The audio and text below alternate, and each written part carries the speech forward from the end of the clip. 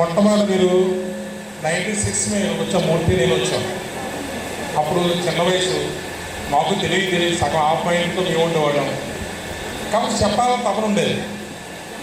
ఈ బ్యాచ్కి నాకు అనుబంధం ఎక్కువ ఉంది. ఎందుకంటే పూర్తిగా 7th క్లాస్ 6th ఈ బ్యాచ్ అది. అంత జాన్ గారి అమ్మాయి అమలా కమల ఏదో గుర్తులేదు.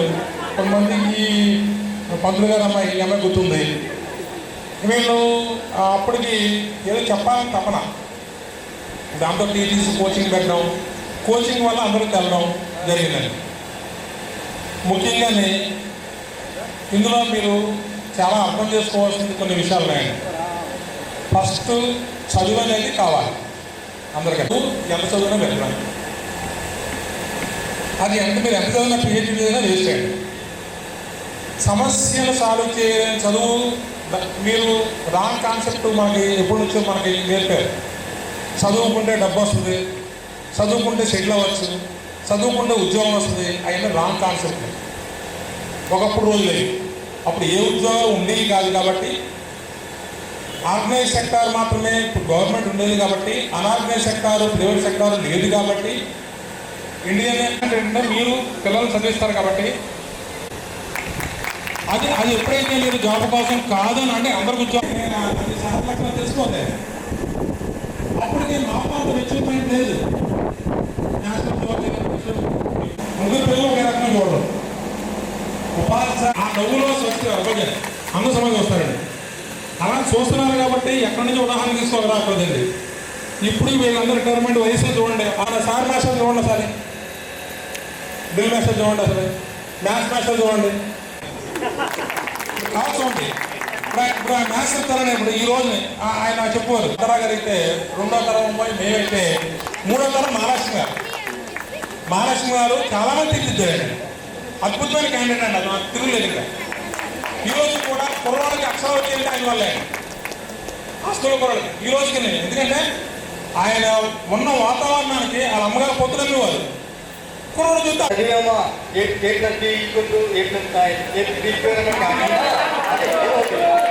అందుకని అలా కాకుండా ఒక ప్రణాళికాబద్ధకంగా చదివితే మాత్రం అది జీవితంలో ఖచ్చితంగా ఉపయోగపడుతుంది. అది చాలా ఉన్నతమైన వాల్యూని, గౌరవాన్ని మనకు తీసుకొస్తుంది. సో నేను యాక్చువల్లీ రామ్మోహన్ గారు అనుకోలేము, ఇది ఒక అద్భుతమైన సమయము. సో మరొక గురువు గారైన థామస్ సార్ని మాట్లాడమనిగా కోరుతున్నాను. సభను అలంకరించినటువంటి మన ఉపాధ్యాయులందరికీ పదాభివందనాలు. Thank you sir. అలాగే నాతో చదువుకున్నటువంటి మన ఫ్రెండ్స్ అందరికీ కూడా ధన్యవాదాలు. ఇందులో మనం చదువుకున్న ప్రతి సార్తో కూడా మనకి ఒక ప్రత్యేకమైన అనుభవాలు అన్నీ ఉన్నాయి. అయితే మరి ముఖ్యంగా ఈరోజు సార్ల యొక్క మరి ఇలా కలుసుకోవడం అనేది మళ్ళీ ఎప్పుడు జరుగుతుందో తెలియదు. కాబట్టి మన కృతజ్ఞతాభావాన్ని ఈ సభావేదికని ఉపయోగించుకొని చెప్పాలి అనే చిన్న ఒక 5 నిమిషాల పాటు మీకు ఇబ్బంది కలగకుండా చెప్తాను. ముందుగా సారు ఈ స్థితిలో ఉన్నారు, ఆ స్థితిలో అని చెప్తున్నారు. కానీ ఇవన్నిటికీ ప్రధానమైన కారణం అవుతారు. అందుకని టీచర్ పట్ల చాలా కృతజ్ఞతాభావంతో ఉండు. టీచర్ పట్ల అతను ఏం చెప్తే, సార్ ఏం చెప్తే చేయని చెప్పేసి ఆ రోజు దాంతో మా ముందు బ్యాచ్తో కంటే తర్వాత మన సిద్ధి, తర్వాత బలరాజశేఖర్ వాళ్ళ క్లాస్మేట్, తర్వాత మళ్ళీ నేను 1 year ఫెయిల్ అయిపోవడం వల్ల మళ్ళీ మనతో జర్నీ చాలా సహాయం చేశారు గణితి కృష్ణమూర్తి గారు. ఆయన లేకపోతే ఈరోజు చదువు గురించే మాట్లాడుతూ ఉంటాం. రెండో వ్యక్తి. అలాగే మరొక ఇతర వ్యక్తుల గురించి మాట్లాడుకోవాలి. నా లైఫ్ని, జీవితాన్ని మొత్తం గమనాన్ని మార్చినటువంటి వ్యక్తులు మహాలక్ష్మి మాస్టర్, రామ మాస్టర్. మొత్తం జీవితాన్ని మనం చేస్తారు. ఇద్దరిది అపాయింట్మెంట్ ఒక 10 నిమిషాలు దొరుకుద్దేమో, ఒక 5 నిమిషాలు దొరుకుద్దేమో అని గ్రూప్ 1 ప్రిపేర్ అయినప్పుడైతే కనుక మనకి రామ మాస్టర్ కోసం కేవలం 5 నిమిషాలు మాట్లాడతారేమో తుమ్మి జర్నీ చేసేవాడు. ఇది పెట్టండి, ఎవరైనా వెజ్ చెప్తే అప్పుడు వెజ్ పెట్టగలుగుతాం. అడిగండి, లేకపోతే అక్కడే కదా ఉన్నారు, అడిగండి. మా నాటు కూడా మటన్, ఇది మటన్ చికెన్ రా. సార్ నువ్వు ఎక్కడి నుంచి వస్తారు నువ్వు? అది ఓపెన్ చేయండి ఒకసారి. ఎవరు తెచ్చారంట?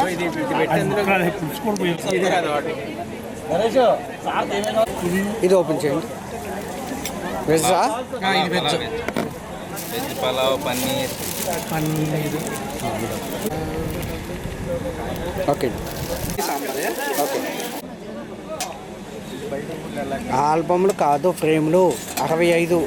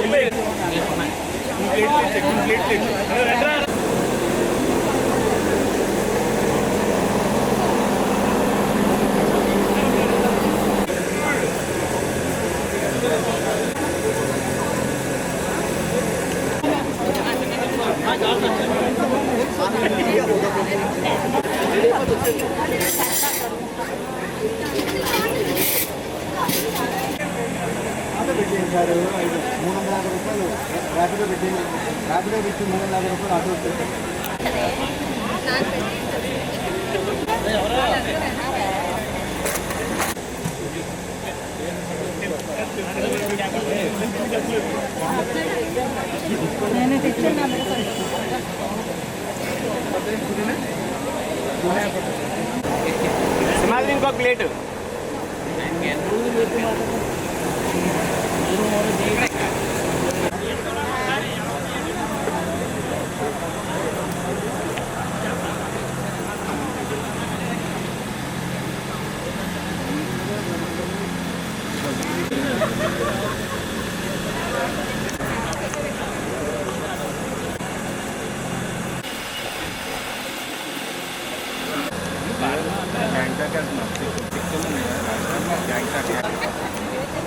తెచ్చుకుంటాను.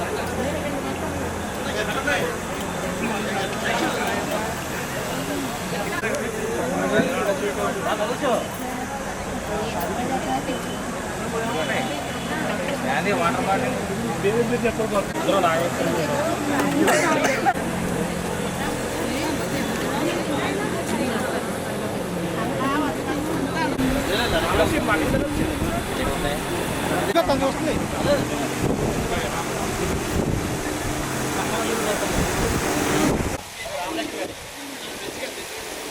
లేకుండా వచ్చి మీ మనసులో ఒక సంతోషాన్ని గురువులకి మిగిలిన స్నేహితులందరితో పంచుకుంటారని మనస్ఫూర్తిగా కోరుకుంటున్నాను. ప్లీజ్ ఎవరు వస్తారన్నది నేను పేరు చెప్పను. మీ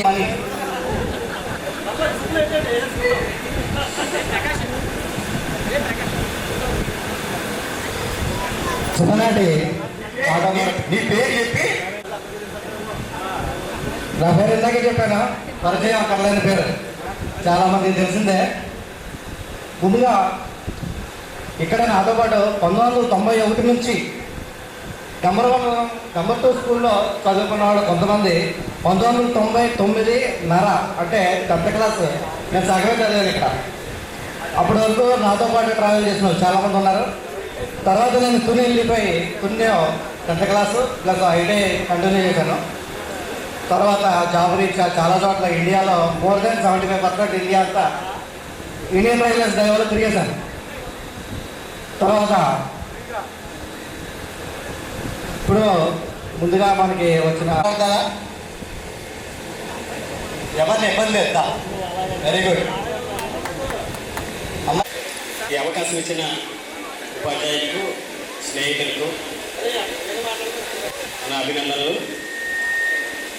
నాకు హైదరాబాద్లో చార్మినార్ చూడాలని ఒక ఆశ ఉండేది. నేను ఇక్కడ హై స్కూల్ చదువుతున్న టైంలో ఈ హైదరాబాద్కి ఈ చార్మినార్కి సంబంధం ఏంటని మీరు అనుకుంటే, ఇక్కడున్న ఒక ఉపాధ్యాయుడు అంటే ఇద్దరు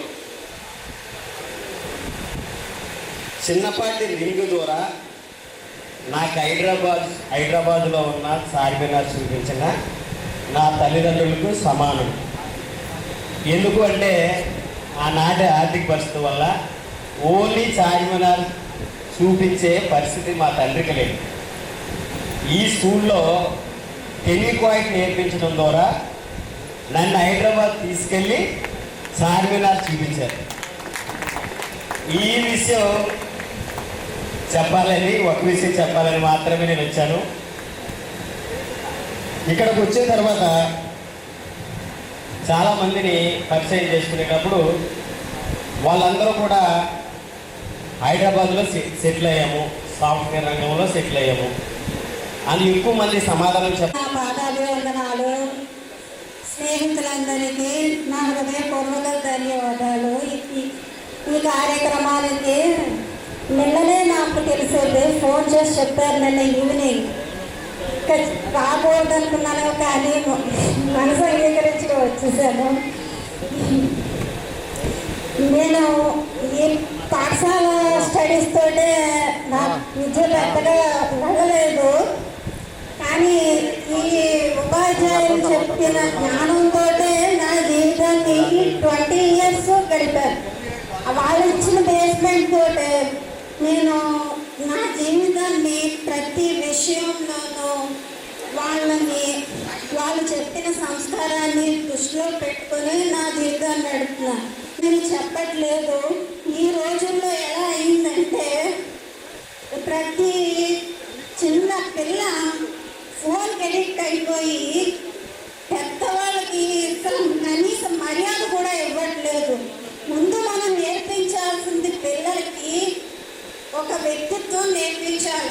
పునాది నుంచి పిల్లలు పెద్దల్ని ఎలా గౌరవించాలి, పిల్లలకి ఎలా గౌరవం ఇవ్వాలి అన్నది మనం నేర్పించి తీరాలి.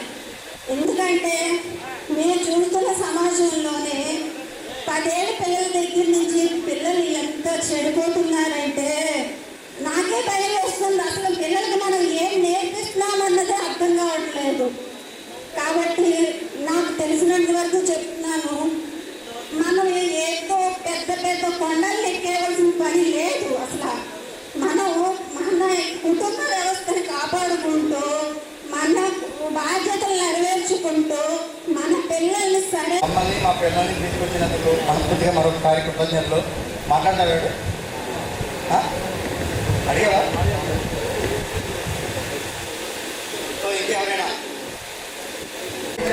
గురువుల యొక్క ఆశీర్వాదం ఉంటుంది కాబట్టి మాట్లాడిన వారే గురువుల యొక్క కృతజ్ఞత ఉన్నట్టు, మాట్లాడలేని వారు గురువులతో కృతజ్ఞత లేనట్టు కాదు.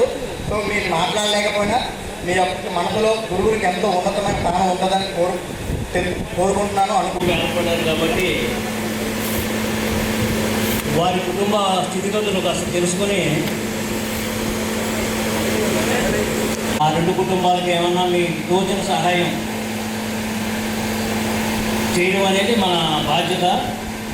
అలాగే వాళ్ళ పిల్లల చదువు విషయంలో మనం ఏమన్నా ఎడ్యుకేషన్ ఏమన్నా ఉన్న వాళ్ళు ఏమన్నా సాయం చేయగలరేమో, వాళ్ళ చదువు విషయంలో మనం సహాయపడడానికి కూడా ఆలోచించండి. అది మనమంతా ఒక స్థితిలో ఉన్నాం కాబట్టి మన తోటి వారికి కాస్త దాంట్లో మనం సాయం చేయడం అనేది మన కనీస ధర్మం. ఆ విషయాన్ని ఇప్పుడే కాదు, ముందు ముందు కూడా ఇవాళ చెప్పిందే కాదు, మీరందరూ ఏకమయ్యారు. 15 members కలిసారు. ప్రమాదవశాత్తు సింధు దుర్గా ప్రసాద్ చనిపోయారు. సో ఆ విషయం తెలియగానే అక్కడ లాస్ట్ మేలో జరిగింది. విషయం తెలియగానే అందరూ సాయం చేసుకుని 1,00,000 రూపాయలు 1,55,000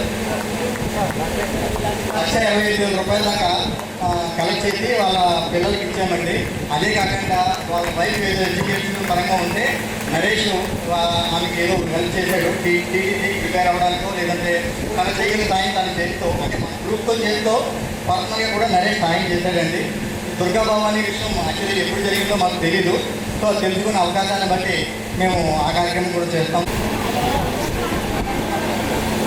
పక్క వచ్చేస్తే అబ్బాయి పీల్చుకున్నాం ఒకసారి, అప్పుడు గురువులకి కలుగుతాం ఈ రోజుకి. ఓకే అండి, ఓకే. అందరూ ఇలా చూడాలి. స్మైల్ ಹೋಗೋదండి. ఓకే టైం కాదు ఇది. Okay, ready smile. అందరూ ఈ కెమెరా చూడండి. ఇక్కడ చక్కగా నవ్వాలి.